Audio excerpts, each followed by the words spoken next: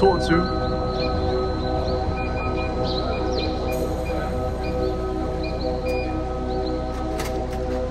Jeg tager ikke. Bingo.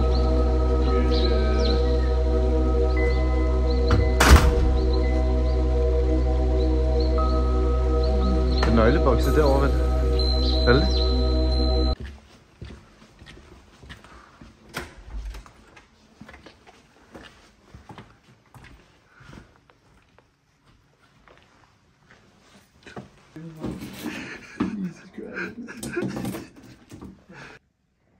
Hvad synes vi om værelset? Ja, eminent. Men det fede er jo, at vi... Jeg kan godt lide den her detalje, ikke? Det er det vigtigste. Sådan at den bare er faldet ud af væggen.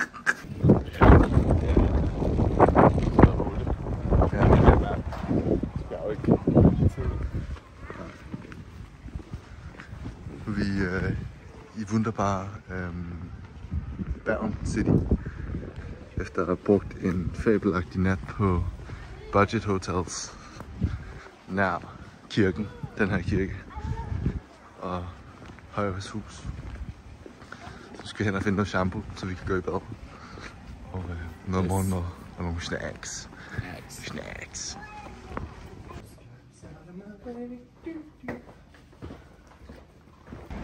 Alpestemning over det.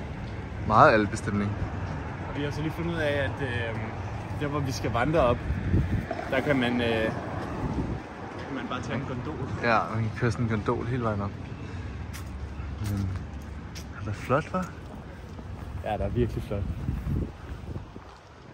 Vores station. Og nu skal vi have pølse.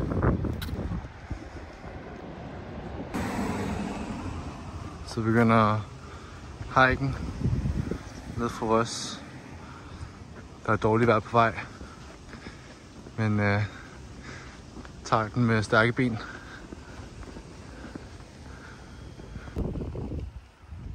er allerede meget godt. Regnen begynder at komme ind over bjergene, som man også kan se. Vi har trukket regntøjet, fået regnbeslæb på taskerne. Vi har ikke gået så langt endnu. 1 kilometer, men det er 5 minutter stejl. Så wish us luck. Det bliver en hård tur. Ja, det bliver godt.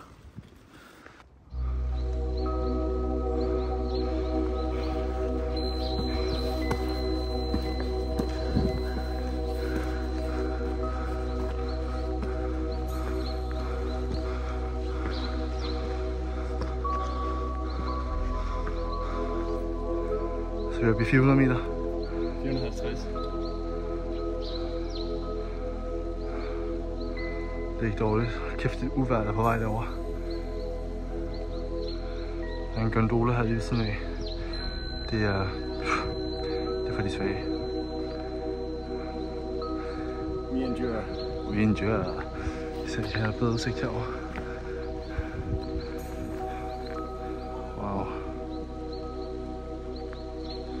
Jeg kan se sne helt op på toppen af bjergene herovre.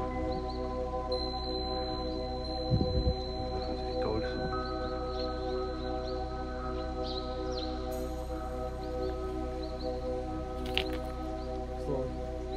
Vi kan vride t-shirtsene.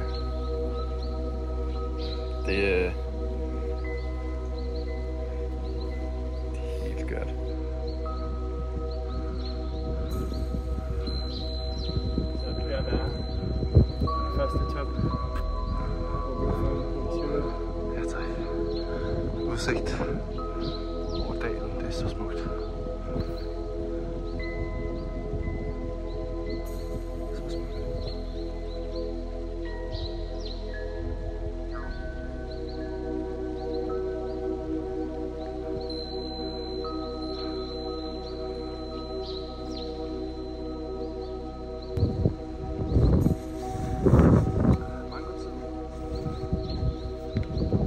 Så smukt.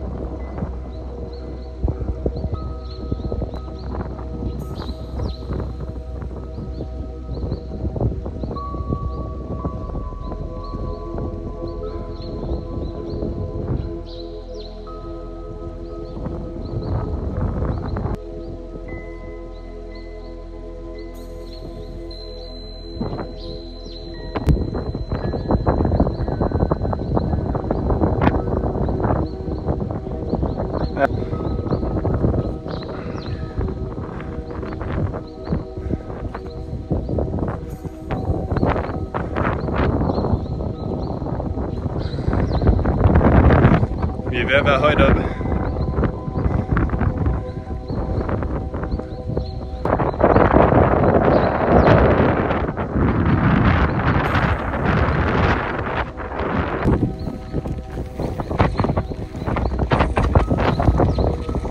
Jeg har det første regnvejr nu.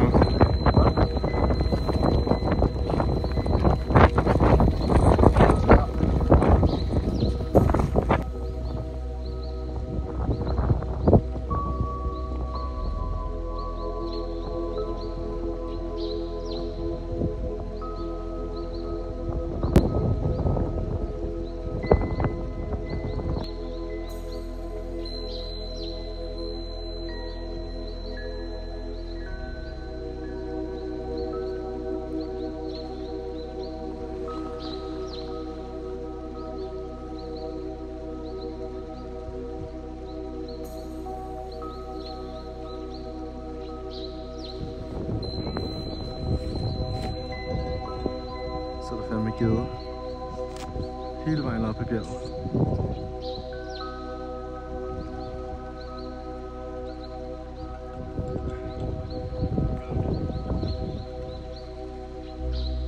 Så de er.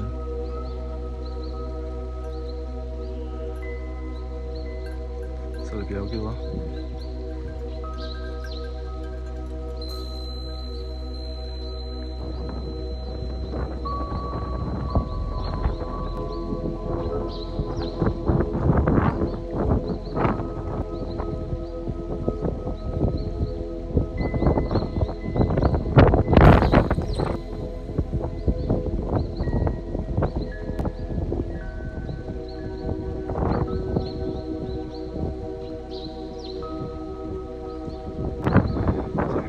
Campingspot her, hvor der er sådan relativt fladt.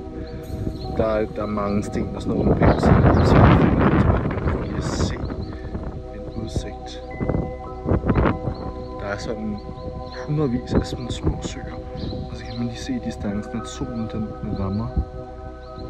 Den er kommet frem igen og rammer nogle af de her klipper. Det er det smukkeste, jeg nogensinde har set. Og så til venstre har vi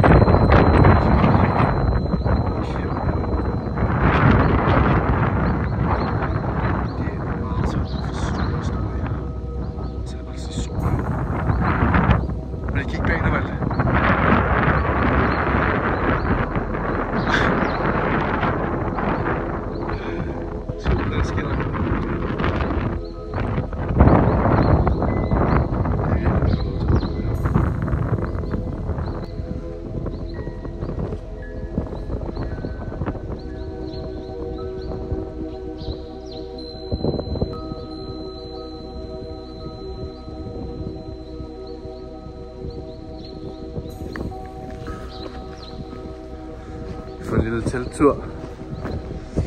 Det er mit telt her. Et telt står bundsolidt. Det er simpelthen så flot. Se de her detaljer, der sådan bygget. Jeg kan slet ikke fokusere. Ja, det er bare virkelig flot. Så åbner man op her. Det er også en turvand. Op her, så skal man tage den her, sætte på hernede. Så et lille sted her, man kan have sine ting. Så det kommer til at sætte mine støvler. Og så er det dejligt kusligt indeni. Masser af plads. Det er blevet pissekoldt her. Og det blæser røv meget. Så nu skal vi have noget vand, altså koge noget vand og lave vores mad. Det er jævla fint. Klokken er lidt i 10, og vi er hen for at hente noget vand, som vi kan koge til vores turmad, som er sådan hurtig mad. Så det håber jeg mega lækkert. Vi er fucking sultne. Altså det er, jeg tror det er måske 5 grader, 6 grader. Så ja, det er koldt. Det er smukt.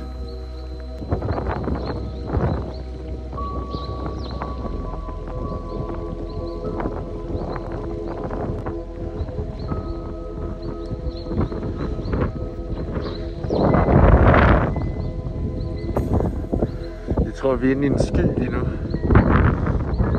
Det blæser virkelig til. Det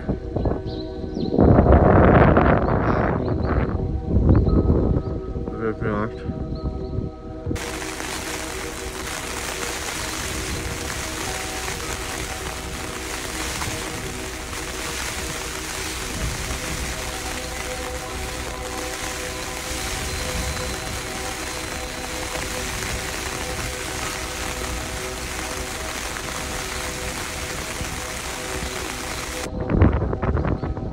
Godmorgen fra lejren. Hvordan har du sovet? Jeg har ikke sovet så godt. Jeg var meget bekymret for mit telt hele natten. Så startede godt ud med, at jeg troede, det var en får, der var i gang med at spise det. Men det var så bare vind. Det blæste virkelig meget. Det var, altså, der kom en storm, altså en eller anden form for storm. Det var helt sindssygt. Altså, det er i hvert fald sådan inde i teltet. Ja, det var sådan en orkan, og så havlede det ned. Jeg troede enten, at det ville blæse væk, eller at det bare ville blive fuldstændig oversvømmet. Ja. Der ville komme en flash flood eller noget. Ja. Men det er dejligt at vågne op til så smukke omgivelser. Det er pissekoldt her til morgen. Hvad tror vi, der er? Altså, det er virkelig ikke særlig koldt. Eller særlig varmt. Nej, 6-7 grader. 6-7 grader. Vinden. Havet. Vi er også på toppen af et bjerg. Vi er stadig oppe i altså 1100 meter, ja. Det er lige der, hvor det flader ud. Mellem sådan forskellige bjergkæder. Ligesom et pas, så jeg tror, der er meget vind. Ja. Der er nærmest ingen planter. Nej. Det er kun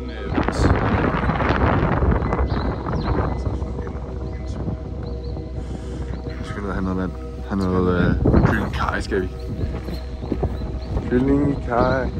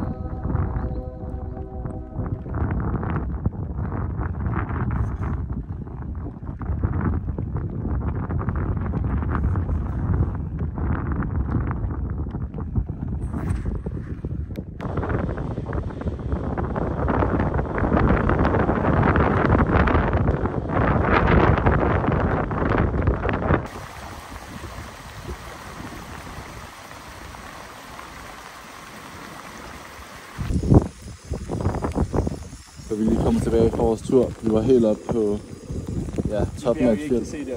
Noget man ikke kan se. Vi er inde i en sky lige nu.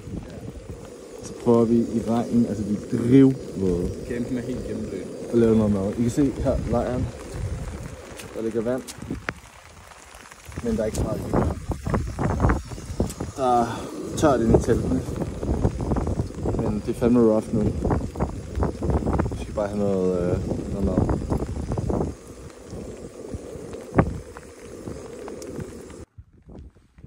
Vi holder pause her.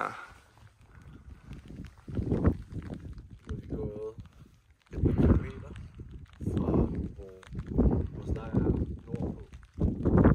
Det er neder Pikvand. Ja. Så der er øvre Pikvand. Det er meget smukt. Det er meget smukt.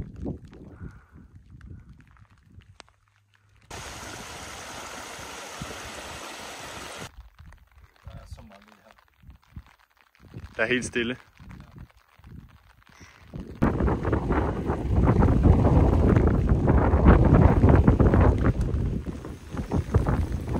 Sidder her i regnen, klar til stormat, lapskaus og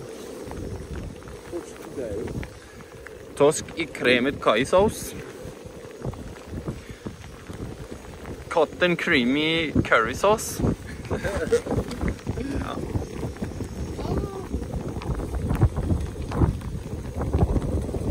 snart begynder at koge. Det gør det også. Skønt. Men fuck, det er godt.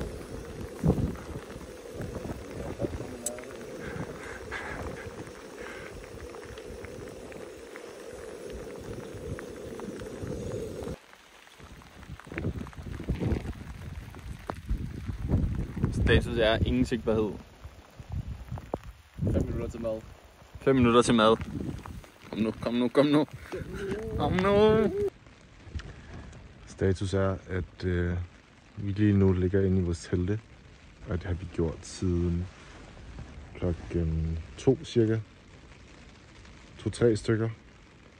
Og det er cirka 5 timer siden, at det ikke har stoppet med at regne. Og vi ligger i en vandpyt, så det er ikke det bedste sted at ligge, men det ser ud til, at vejret ændrer sig lidt her om lidt, så vi kan komme ud og måske få tørret nogle af vores ting en lille smule. Alt er meget drivvådt lige nu. Men ja, det er det status. Status er, at vi har været inde i vores telt i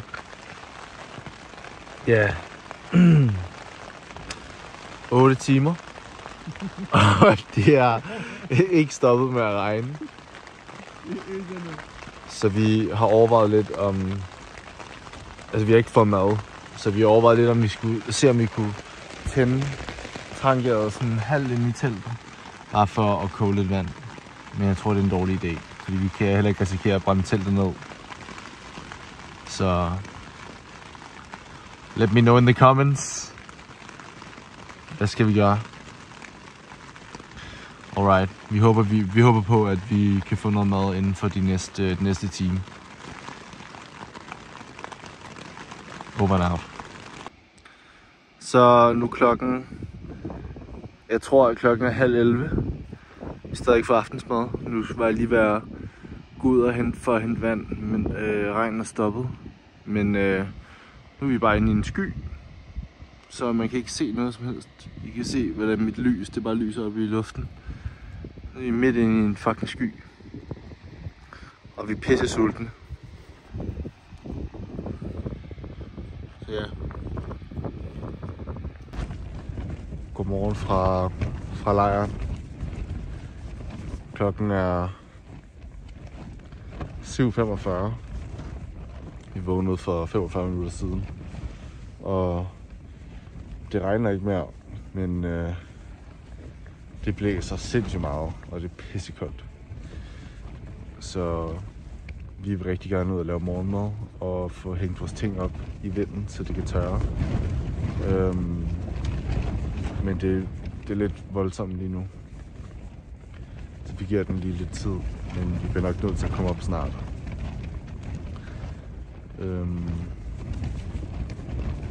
Ja. Og så skal vi ellers bare pakke lejren sammen og gå tilbage.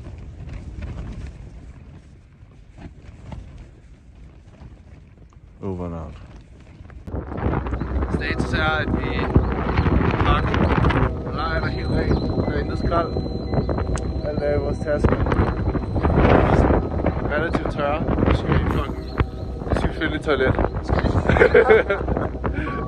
Nu skal vi finde et toilet.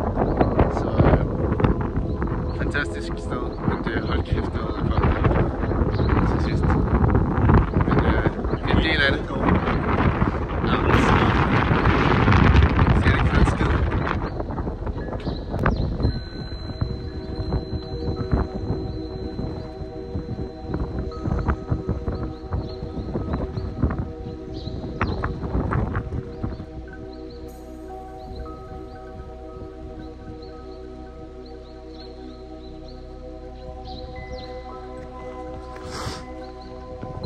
Så er vi tilbage til fårene, som jeg har stødt på for et par dage siden. De sorte af dem er lidt aggressive.